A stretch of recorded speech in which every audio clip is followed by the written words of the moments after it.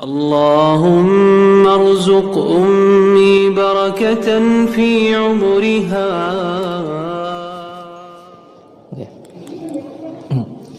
Bismillahirrahmanirrahim. Assalamualaikum warahmatullahi wabarakatuh. Alhamdulillahi rabbil alamin. Hamdan wa syukurillah wa la hawla wa la quwwata illa billahil aliyyil azim. Alhamdulillah, segala puji bagi Allah Rabb semesta alam yang telah memberikan kenikmatan iman dan Islam serta kenikmatan berdakwah. Hadirin jamaah yang dirahmati Allah Subhanahu wa taala, alhamdulillah pada kesempatan yang cerah ini, kesempatan yang sore yang cerah ini, kita dipertemukan lagi di masjidnya Allah, di rumahnya Allah, yaitu Masjid Nur Aisyah Nadirin. Semoga langkah kaki kita dihitung oleh Allah Subhanahu wa taala. Langkah yang pertama menggugurkan dosa, dan langkah yang berikutnya yaitu menambahkan pahala kita, menambahkan derajat kita di sisi Allah Subhanahu wa taala. Insyaallah kita awali pertemuan hari ini dengan melafazkan basmalah bersama-sama. Bismillahirrahmanirrahim. Saya sedikit akan sharing atau sama-sama belajar, yaitu pada surat Al-Kautsar. Di sini surat Al-Kautsar, surat yang mempunyai 3 ayat. Tetapi dari 3 ayat ini kita bisa mengambil pelajaran yang sangat luar biasa. Karena di sini dalam 3 ayat ini menerangkan tentang kenikmatan-kenikmatan Allah Subhanahu wa taala, menerangkan kenikmatan-kenikmatan yang Allah berikan kepada kita semuanya. Kita awali, kita membaca dulu dengan surat Al-Kautsar. A'udzu billahi minasyaitonir rajim. Bismillahirrahmanirrahim. Inna a'tainakal kautsar fasholli li rabbika wanhar inna syani'aka huwal abtar. Surat Al-Kautsar ini turun di Makkiyah. Banyak yang mengartikan tentang Al-Kautsar. Ada yang mengartikan tentang kenikmatan, ada yang mengartikan tentang kebahagiaan, ada yang mengartikan tentang telaga Kautsar, dan banyak sekali yang mengartikan tentang Al-Kautsar ini. Tapi inti dari Al-Kautsar ini yaitu sangatlah banyak kenikmatan. Makanya diawali dari ayat pertama ini, Inna a'tainakal kautsar. Di sini saya akan menjelaskan untuk lebih memahami tentang inna a'tainakal kautsar.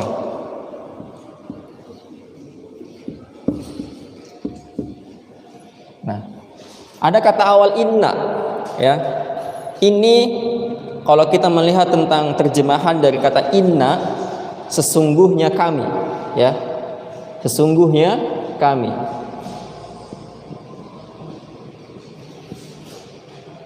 Siapa kami di sini? Kami di sini adalah Allah Subhanahu wa taala. Ya. Sesungguhnya kami, inna. Asal katanya seperti apa? Jadi asal katanya itu kalau kita belajar tentang bahasa Arab atau dan sebagainya, itu akan seperti ini. Inna yang artinya sesungguhnya, dan nahnu,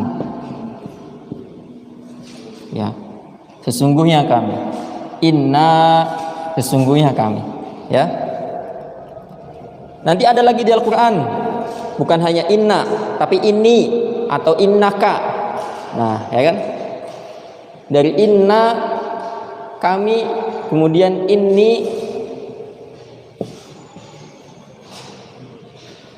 ini sesungguhnya saya, atau innaka,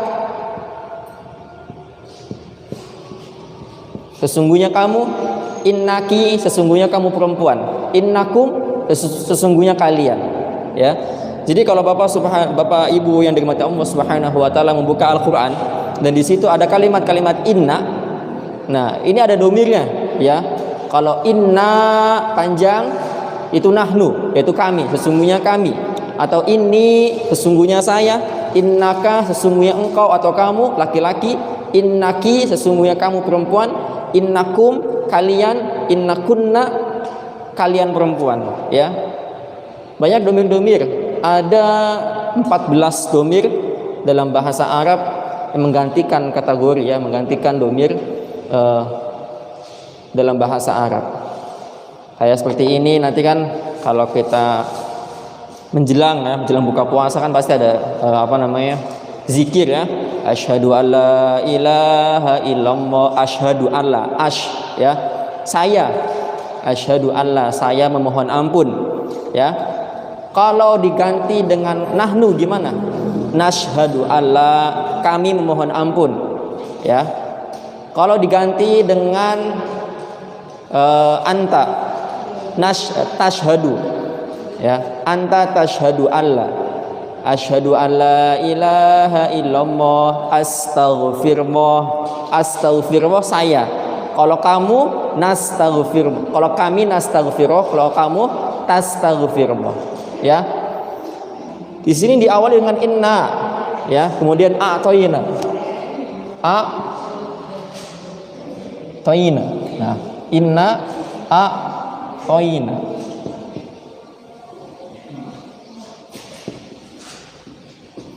Nah, dalam hukum tajwid inna panjang, ya, ada alisnya. Kemudian bertemu dengan alif, ya. Kemudian ada dua kalimat, satu kalimat, satu kata, dan ini yang keduanya. Namanya apa? Namanya mad jaiz, ya. Mad jaiz itu panjangnya 2, 4 atau 6, ya. Biasa kalau kita mendengar ada seorang imam atau seorang qori membaca inna a'toyna, innanya pendek cuma 2 harokat tidak apa-apa. Inna a'toyna kal kautsar, enggak apa-apa. Ada juga yang bacanya 4 harokat, inna a'toyna kal kautsar, ya. Boleh juga yang 6, inna a'toyna kal kautsar, enggak apa-apa, ya. Karena ini emang boleh 2, boleh 4, dan boleh 6 mad jaiz. Nah, ya, inna sesungguhnya kami, yaitu Allah, a'toyna telah memberikan, inna a'toyna ka, ya, sesungguhnya kami a'toyna telah memberikan siapa kami, yaitu Allah, ka. Kayaknya siapa? Kanya ini, jadi kalau seandainya kita membaca Al-Quran kemudian mendapatkan domir ka, itu hampir semuanya itu kepada Nabi Muhammad SAW, ya. Karena Nabi Muhammad yang mendapatkan wahyu kan Nabi Muhammad, ya. Firman Allah, Al-Quran diturunkan kepada Nabi Muhammad, ya. Jadi ka di sini itu kepada Nabi Muhammad. Inna a'toyna sesungguhnya kami, a'toyna telah memberikan kami, yaitu Allah, ka kepadamu al-kautsar, ya.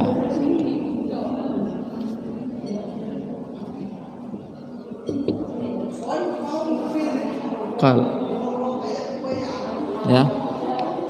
Inna a'toyna kal kautsar, sesungguhnya kami, yaitu Allah, a'toyna telah memberikan kepadamu Muhammad al-kautsar, nikmat yang banyak, ya.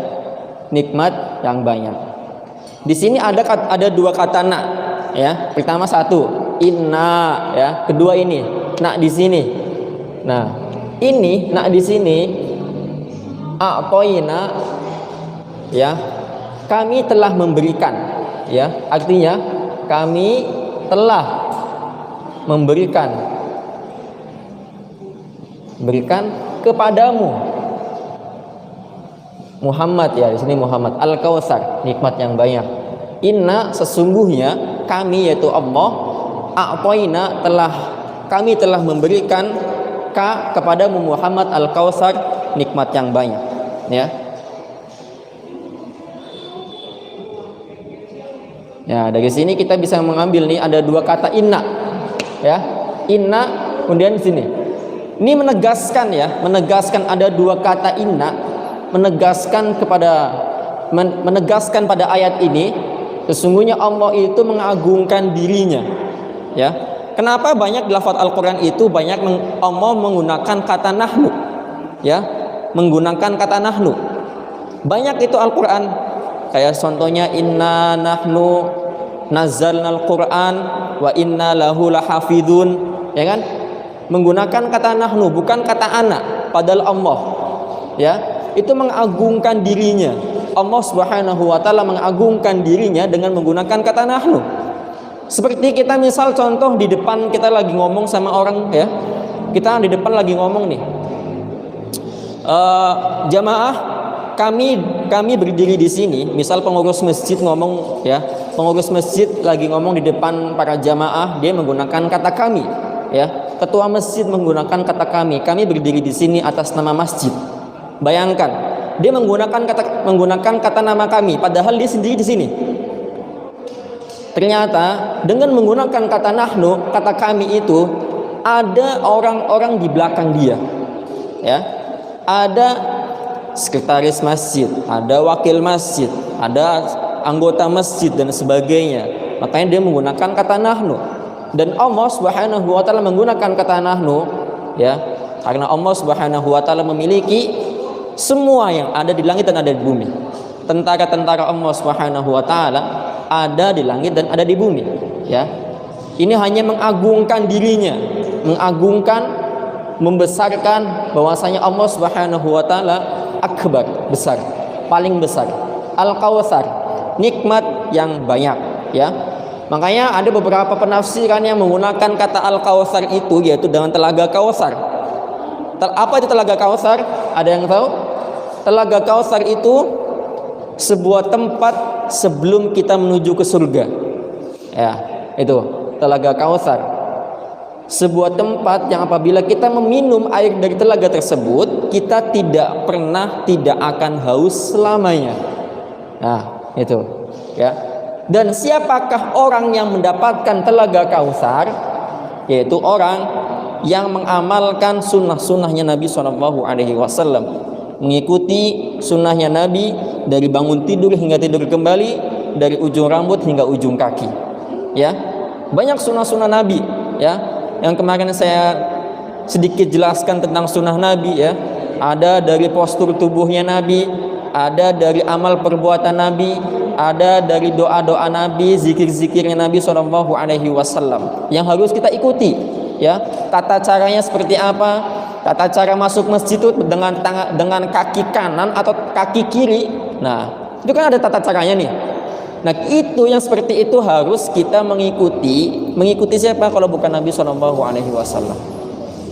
Ya, itulah orang-orang seperti itu yang akan mendapatkan telaga Kautsar. Orang-orang seperti itu yang akan mendapatkan minuman dari telaga Kautsar. Ya. Kemudian bagaimana kita manusia untuk membalas nikmat-nikmat Allah Subhanahu wa taala? Ya. Kalau kita baca surat Ar-Rahman, ya. Kalau kita membaca surat Ar-Rahman itu ada beberapa ayat yang diulang-ulang. Fabi ayyi ala'i rabbikuma tukadziban.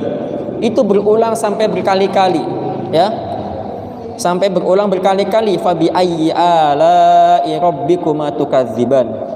Nikmat Tuhanmu yang manakah yang kau dustakan? Nah, tapi dalam Al-Quran lain juga disebutkan wa qalilum min ibadiyasy syakur. Banyak hamba-hambaku ini yang tidak bersyukur, yang bersyukur itu sedikit, gitu, ya. Padahal Allah Subhanahu wa taala sudah berikan kenikmatan kepada mereka, ya kan? Kalau kita lihat nih dari mata saja nih, nikmat mana nih dari mata? Kita bisa memandang mata dengan jernih, ya, bisa memandang seluas mata memandang. Kita bisa tahu dengan mata ini kita bisa tahu mana warna hijau, mana warna biru, warna merah mana, warna kuning yang mana, gitu. Dengan ini kita bisa tahu. Dan nikmatnya Allah Subhanahu wa taala dari mata, Allah batasi penglihatan kita, ya. Allah Subhanahu wa taala membatasi mata kita ini dari pandangan yang di luar. Kalau seandainya Allah Subhanahu wa taala tidak membatasi mata ini dengan pandangan yang lain, tidak membatasi pandangan mata ini, itu kita akan kacau. Ya. Ya, kita akan kacau. Kita bisa memandang di luar sana seperti apa? Kita bisa memandang di balik tembok itu apa? Kita bisa memandang di balik hijab itu apa? Kalau seandainya Allah tidak membatasi mata ini, ya, kita akan seolah-olah kita akan menjadi gila, ya. Kemudian telinga, Allah Subhanahu wa taala memberikan batasan telinga itu hanya beberapa meter saja, hanya beberapa jarak saja, dari sini ke sana beberapa jarak saja. Tapi kalau seandainya Allah Subhanahu wa taala tidak membatasi telinga ini, dia bisa mendengar berkilo-kilometer di sana, maka kita tidak akan bisa tidur. Ya kan? Kita bisa mendengar bisikan tetangga misalnya, atau kita bisa mendengar 1 kilo orang yang lagi ngobrol di sana, otomatis kita tidur tidak akan nyenyak. Ya, maka Allah Subhanahu wa taala sudah mengencamkan kita bahwasanya banyak hamba-hambaku yang nikmatnya, yang Allah Subhanahu wa taala berikan nikmat kepada mereka, tetapi dia tidak bersyukur. Ya. Kemudian dilanjut dengan ayat yang kedua, itu menerangkan tentang bagaimana cara kita membalas nikmat-nikmat Allah, ya. Bagaimana cara kita membalas nikmat-nikmat Allah? Fasholli li rabbika wanhar. Ya. Fasholli li rabbika wanhar. Fasholli li rabbika.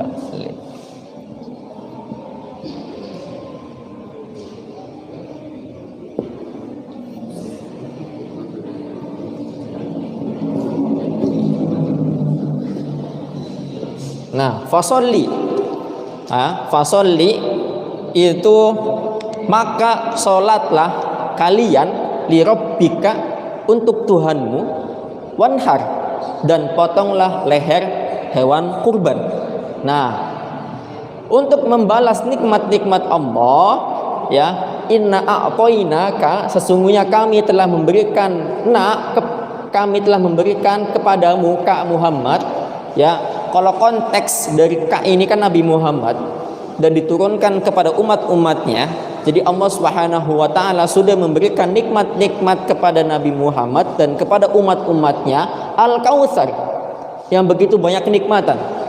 Bagaimana cara membalas nikmat-nikmat Allah yang diberikan kepada kita? Fasolli, maka salatlah kalian. Li rabbika, untuk Tuhanmu, wanhar, dan sembelihlah hewan kurban. Nah, dalam kata salat gampang ya. Kita itu cara membedakan antara orang beriman dan orang tidak beriman hanya dengan salat. Antara orang Islam dan orang kafir yaitu salat. Nih, salat adalah hijabnya orang Islam. Nih, salat, nih Islam, ini kafir. Nah, kalau seandainya ada orang Islam yang tidak sholat, berarti dia apa? Kafir, ya. Itu gampangnya, ya. Itu. Perbedaan antara Islam dan kafir adalah sholat. Apa rukun Islam coba? Kalau bukan sholat, sholat itu salah satu rukun Islam. Syahadat, sholat, zakat, puasa, haji. Kalau seandainya ada orang Islam yang tidak menunaikan rukun-rukun Islam, ya. Apalagi coba kalau bukan kafir, karena setelah Islam itu adalah kafir, ya. Islam kafir itu beda, ya. Antara berarti surga dan neraka dan sebagainya, ya. Islam dan non Islam enggak ada. Di Al-Qur'an itu enggak ada non Islam, adanya kafir, ya. Jadi orang yang tidak sholat itu dikatakan ini, ya. Fasolli, maka sholatlah kalian li rabbika, untuk Tuhanmu, ya. Fasolli. Nah, di sini Allah Subhanahu wa taala memerintahkan kita untuk sholat, ya. Allah Subhanahu wa taala sudah menentukan waktu-waktu sholat, ya. Ada berapa hari? Ada berapa waktu kita sholat dalam satu hari? 5 waktu, ya. Dari subuh, zuhur, asar, maghrib, dan isya, ya. kita mempunyai dalam kehidupan sehari-hari, ya, kalau kita amati itu kita mempunyai ada 24 jam, ya. Allah Subhanahu wa taala berikan kepada kita sama waktunya kepada orang semuanya 24 jam, ya. Baik dia orang miskin, orang kaya, orang tua, anak muda, anak-anak, bayi dan sebagainya, itu sama 24 jam Allah Subhanahu wa taala berikan kepada mereka dalam satu hari. Ya. Dan Allah hanya, ya, memberikan sedikit waktu untuk mereka sholat. Subuh misal, kalau paling lama-lamanya sholat subuh itu kita bisa ambil 20 menit atau 15 menit, ya, 15 menit, ya, untuk subuh. Ini waktu yang paling lama, ya. Kemudian zuhur kita ambil 10 menit, ya, asar 10 menit, maghrib 10 menit, isya bisa 15 menit, ya. Ini kita ambil waktu yang paling lama, ya. Ya, berapa ini? 15, 30, ada 60 menit. 1 jam, ya. 1 jam Allah Subhanahu wa taala yang harus kita luangkan waktu kita untuk bermunajat kepada Allah Subhanahu wa taala hanya 1 jam, 60 menit, ya. Kemudian ada 23 sisanya, ya.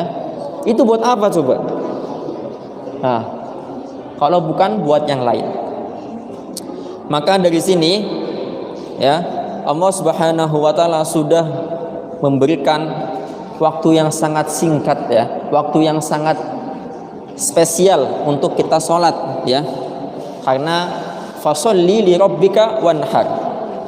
Dan setelah kita sholat, dan sholat itu adalah kewajiban bagi kita, di samping kewajiban yaitu kebutuhan kita, ya, karena banyak para sahabat itu apabila dia berundung masalah, apabila dia ingin mendapatkan sesuatu, dia sholat terlebih dahulu, ya.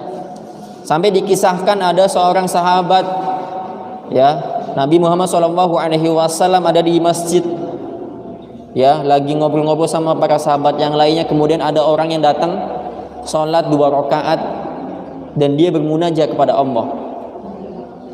Kemudian setelah dia selesai sholat dan bermunajat, dia kembali lagi keluar dari masjid. Dan Nabi SAW menanyakan kepada yang gerombolan yang lagi ngobrol itu, tahukah kamu dia meminta apa? Tadi ada orang yang sholat di sana di pojokan, itu kira-kira dia minta apa? Allah dan Rasulnya Maha tahu. Akhirnya Nabi Muhammad SAW menerangkan bahwasanya dia itu hanya meminta garam, ya. Dia ingin meminta perlindungan Allah Subhanahu wa taala. Dari rumah dia ke pasar hanya ingin beli garam, ya. Saking maha pelindungnya Allah Subhanahu wa taala, yang para sahabat itu meyakini bahwa Allah Subhanahu wa taala benar-benar maha pelindung, makanya dia meminta permohonan kepada Allah Subhanahu wa taala lewat salat, ya. Karena dalam sujud kita dalam salat itu kita dekat kepada Allah Subhanahu wa taala.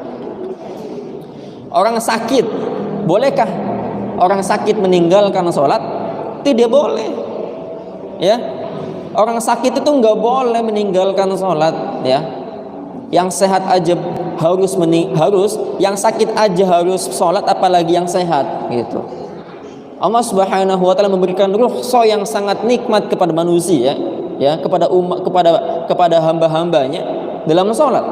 Kalau seandainya hamba-hambanya tidak bisa berdiri, dia bisa menggunakan duduk, ya. Kalau berdiri tidak bisa, dia bisa duduk, ya. Bisa menggunakan kursi misal, bisa langsung duduk di lantai, ya. Kemudian apabila tidak bisa duduk, dia bisa berbaring, ya. Berbaring. Mungkin kalau sakitnya parah misal, dia bisa berbaring di atas kasurnya. Kalau seandainya dia tidak bisa berbaring, dia bisa menggunakan isyarat dengan kedipan matanya, ya. Isyarat dengan kedipan matanya itu bagi orang-orang yang sudah benar-benar levelnya itu sakitnya parah banget, gitu, ya. berdiri aja nggak bisa, duduk aja nggak bisa, berbaring aja nggak bisa, ya. Dia hanya bisa menggunakan kedipan matanya. Dan ini adalah tuntunan Nabi SAW kepada orang-orang yang mendapatkan penyakit, ya, orang-orang yang diuji oleh Allah Subhanahu wa taala.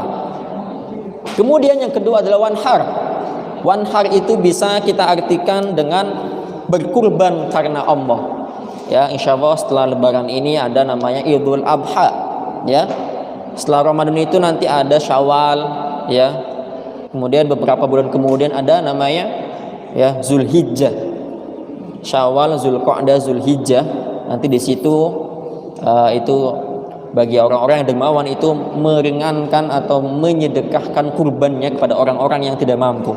Wanhar, ya. Di sini pertama cara mendapatkan atau cara membalas nikmat-nikmat Allah, fasolli, kemudian wanhar, ya. Di sini wanhar itu berbagi, ya kan? Orang kaya menyedekahkan hartanya untuk berkurban. Intinya apa? Untuk berbagi kepada orang lain, ya. Dia mengurbankan hewan kurbannya, misalnya sapi, ya kan? Dan sapi itu dipotong kemudian dibagikan kepada orang-orang yang tidak mampu. Ya, di sini orang-orang yang tidak mampu akan mendapatkan kenikmatan dari daging sapi ini, ya kan? Ini belajar untuk berbagi, ya. Itu kalau dalam soal harta itu banyak, ada 8, ya. Ada infak, sedekah, kemudian waris, ya, hibah dan sebagainya, ya. Makanya kita hablum minallah dan hablum minannas. Kita dekat kepada Allah, hablum minallah dan hablum minannas. Karena kita hidup di dunia, kita harus hablum minannas, hubungan baik kepada sesama manusia, ya. Ingat, semakin kita baik hubungan kita dengan manusia, ya, semakin juga Allah Subhanahu wa taala memberikan kebaikan kepada kita, ya. Semakin kita tidak berbuat baik kepada manusia, ya, maka itu yang yang disebabkan kita akan terhalang dari kenikmatan surga. Makanya kalau ada orang meninggal itu pastikan dia, ahli warisnya itu menanyakan kepada para jamaahnya, saya akan mewakili si mayit ini dalam urusan utang. Kalau seandainya utang piutang ini tidak dilunasi dengan si ahli waris, maka jasad ini atau si mayit ini benar-benar akan tersiksa. Ya, itu. Ini hablum minannas. Kalau seandainya hubungan kita baik, ya, pasti juga ahli waris juga mengatakan kalau seandainya ada si mayit ini berbuat salah kepada para jamaah, tolong dimaafkan, ya kan? Ini adalah hablum minannas, ya. Hubungan baik kepada sesama manusia, ya. Wanhar ini termasuk dengan hablum minannas, ya, karena berbagi, ya, berbagi. Kemudian yang ketiga yaitu innasya huwal abtar. Ini yang menarik, ya. Sesungguhnya orang yang membencimu yaitu Al-Asli bin Wail huwal abtar, dialah orang yang terputus dari rahmat Allah Subhanahu wa taala. Ya, dari sini sesungguhnya innasyani'aka huwal abtar. Wahai Bapak Ibu, perbuatan Bapak Ibu yang dilakukan dalam sehari-hari, ingat, ternyata ada loh orang yang tidak suka. Kita datang ke masjid tiap hari, ada yang tidak suka kepada Bapak. Ingat itu, hal itu tuh. Kita pagi-pagi datang ke masjid, misal kita datang ke kantor pagi-pagi, ya.